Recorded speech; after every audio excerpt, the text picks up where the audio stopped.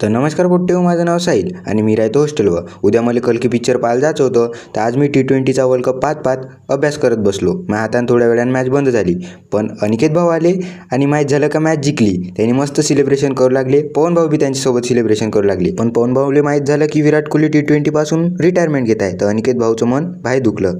मग माझ्या बी मन दुखलं, म्हणून मी रपकन झोपून गेलो, कारण की उद्या मला पिक्चर पाहायला जायचं होतं. सकाळीच लवकर उठलो, तयार केलो, जेवण केलो आणि निघलो रूमच्या बाहेर निघल्यावर पहिले एंट्री टाकली पवन भाऊन बुकवर. हॉस्टेलच्या बाहेर निघल्यावर मग ऑटोवाला पाहिला. ऑटोवाल्या भाऊले म्हणलं का आम्हाला टॉकीजपर्यंत नेऊन द्या. भाऊन मग काटरने ऑटो काढला आणि आम्हाला आणून दिलं गांधी चौकातून पैदल निघता हनुमानजीचं दर्शन घेतलं. थिएटरच्या आत जायच्या अगोदर गणपती दर्शन घेतलं आणि घुसलो थिएटरमध्ये 3 तास पिक्चर पाहिला आणि मस्त वाटला पिक्चर पाहिल्यानंतर पकडला हॉस्टेलचा रस्ता पैदल पकडता पहिले रत्नमाला चौकातून नंतर मग मी आनंदवन चौकात पैदल आलो. मग का हॉस्टेलमध्ये आलो. हा फुल व्लॉग पाहण्यासाठी माझ्या यूट्यूब चॅनलला भेट द्या.